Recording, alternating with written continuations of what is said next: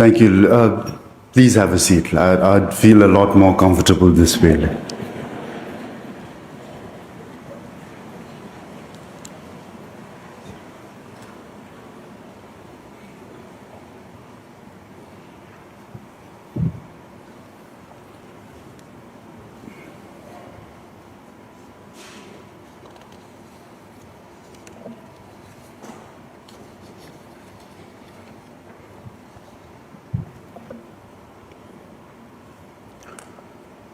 Professor Dr. Surakyat Sathirathai, Chairman of the University Council, Professor Dr. Willard Puriwan, President of Chulalongkorn University, distinguished faculty, honored guests, ladies and gentlemen, as well as all the young students who are here. Jitin and I are truly honored to be here with you today to receive an honorary doctorate from Chulalongkorn University, Thailand's first and most prestigious institution of higher learning. This is something we hold with the deepest appreciation. Thank you. Let me tell you a story. When I was a young student, first in America and then in England, I was, like many students, far from home, often homesick. And when you are Bhutanese homesick, this has a particular flavor. You see, there were no Bhutanese restaurants, none. Not in Boston, not in London, not anywhere. So no ematatsi, no kyawatatsi, no proper rice with spicy curry. I would wander the streets hungry for home and not find anything. And then I discovered Thai food. The spice, the rice, the warmth. It was not Bhutanese, but it was close. It was my comfort food. Every Thai restaurant I walked into felt like a small piece of home. I cannot tell you how many green curries saved me during those years. Thailand fed me, quite literally, when I was far from everything I knew. So my connection to Thailand began, as many great relationships often do, with food.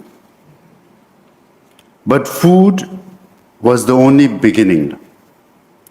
During my student days, we were each asked to give a short presentation about our country. When my Thai classmate stood up, she gave a presentation that stayed with me for over 2 decades. She spoke of Thailand as a Buddhist country, not only in name, but in daily practice. She described the temples across the country, the monks walking barefoot at dawn, the young men who willingly set aside time to ordain and learn the Dharma, and the women who became nuns.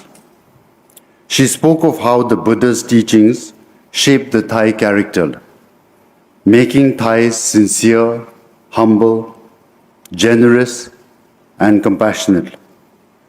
I was nodding along, thinking, yes, this is beautiful. This is what I felt in Thailand.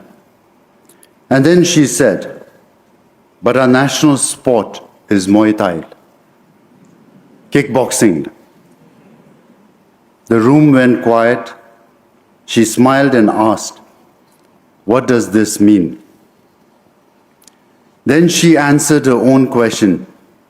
It means that we are compassionate, but we are not weak. We are peaceful, but we are not passive. If Thailand is threatened, we will fight. We will come together, brave, selfless, and determined to protect our nation and our way of life. I've never forgotten those words, that beautiful paradox. Buddhist compassion and warrior spirit defines Thailand. And it is a combination that will serve this nation well for centuries to come. I wish to speak now about His Majesty the King Rama X and Her Majesty the Queen. His Majesty carries a weight that few can understand, to follow one of the most beloved monarchies in the world, while charting his own path of service.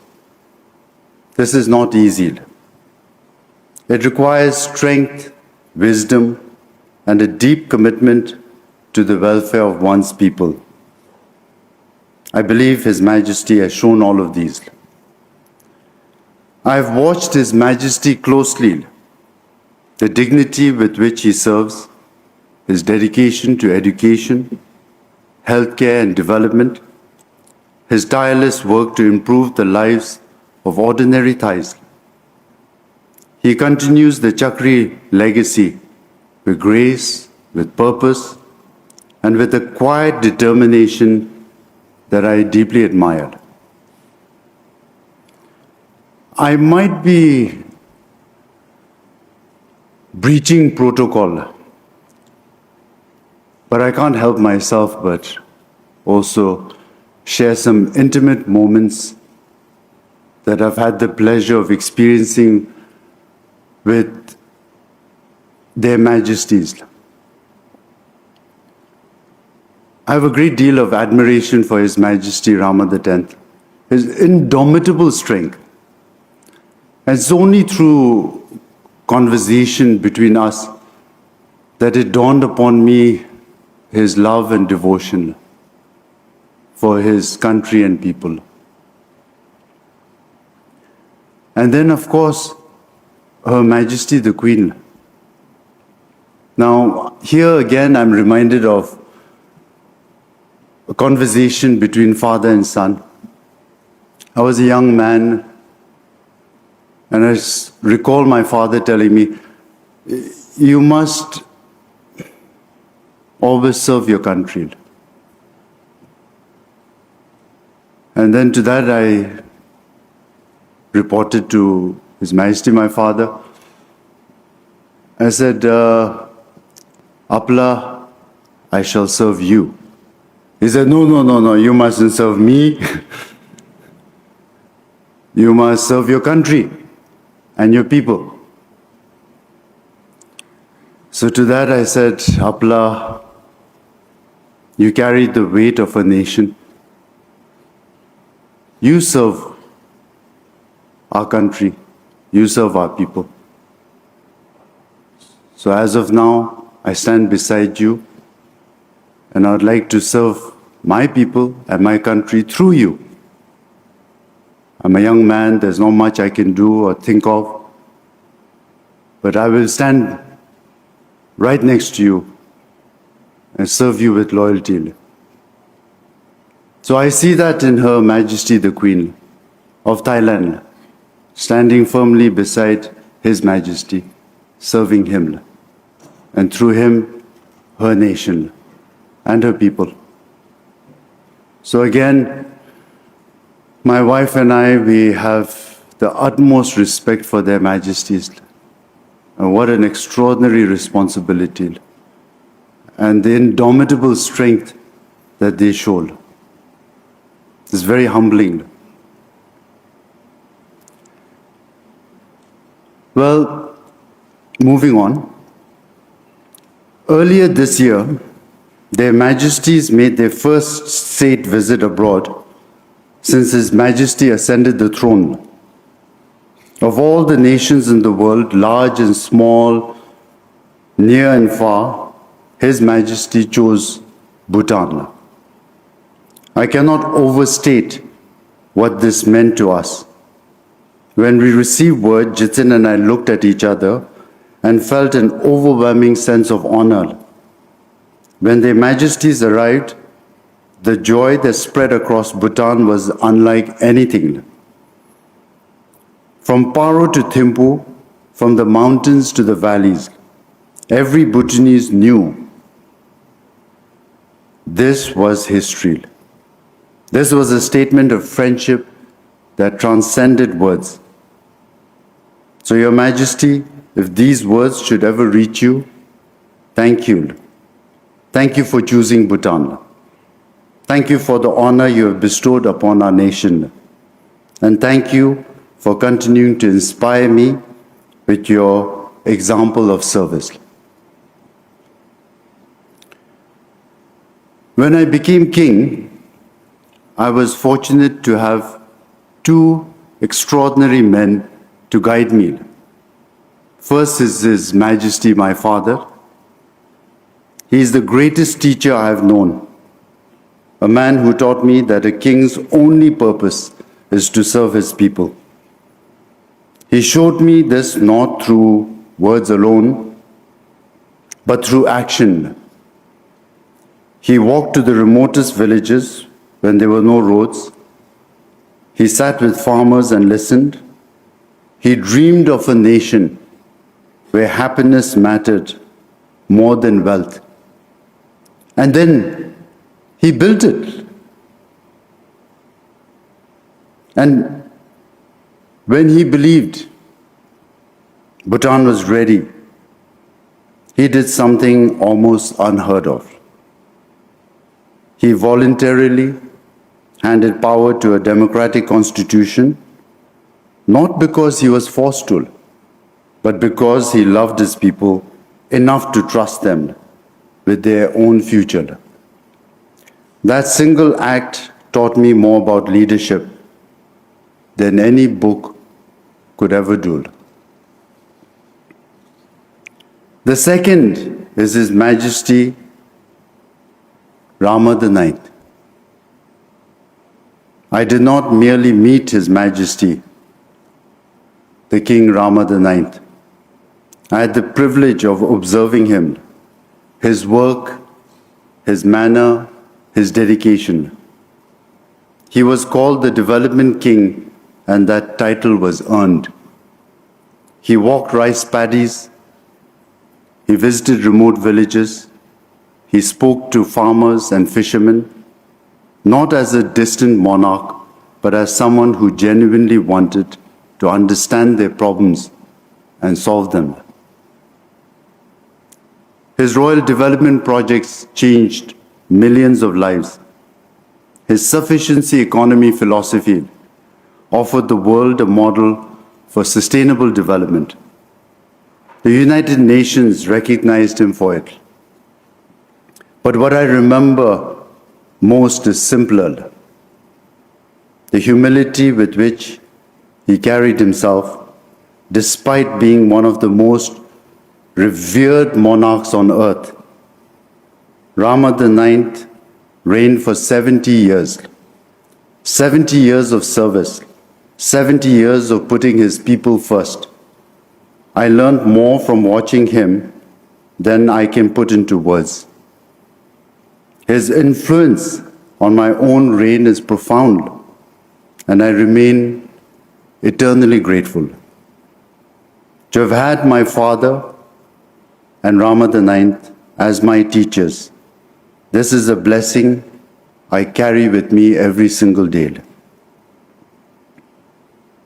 Now in 2006, I visited Thailand for the Rama IX's 60th anniversary on the throne.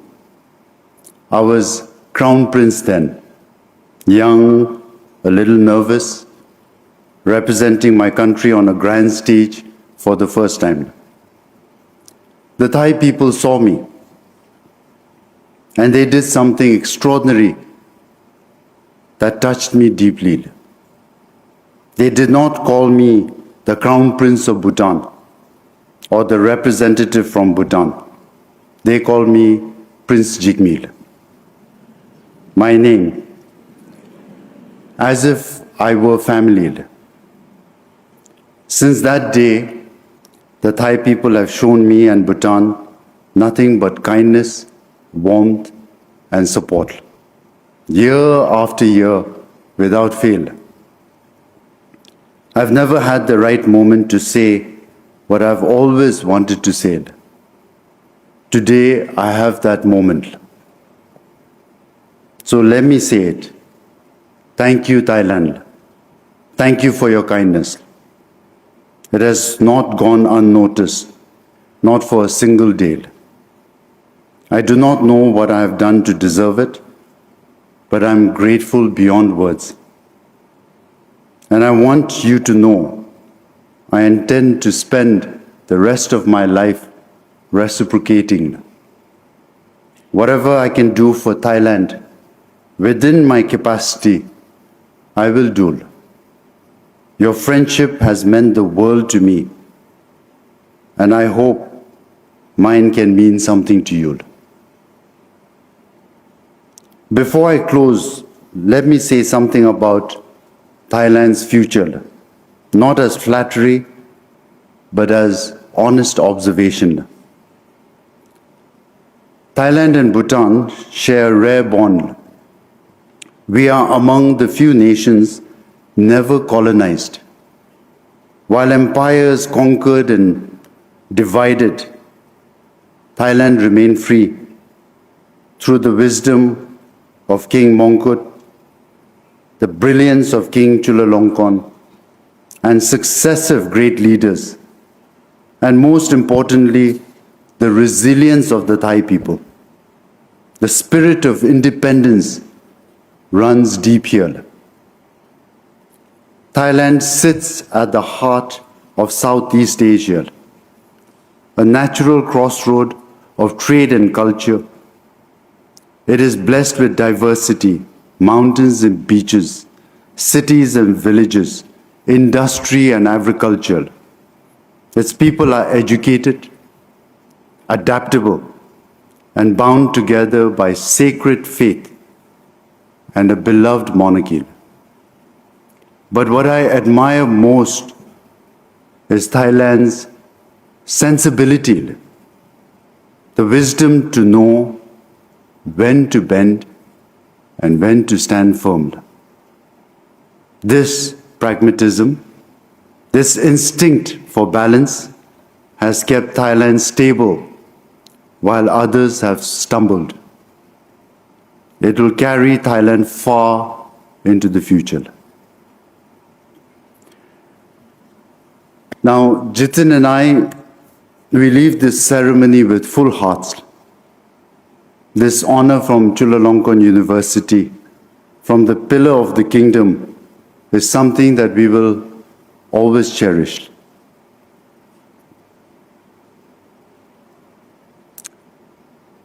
May the friendship between Thailand and Bhutan grow stronger with each passing year. May our royal families remain close, and may our peoples, united by faith, by values, and by genuine affection, continue to walk together on the path of happiness. Again, I'm so privileged to be here. I'd like to thank the university for this invaluable honor. But the reason why this moment has been very special for us is because my wife, more than anyone, knows that I've never been given the right platform, the right opportunity to express my gratitude towards their majesties and the people of Thailand. So again, I want to say from the bottom of my heart, thank you for the support that you've shown. And we will work very hard to reciprocate. Thank you. Thank you very much.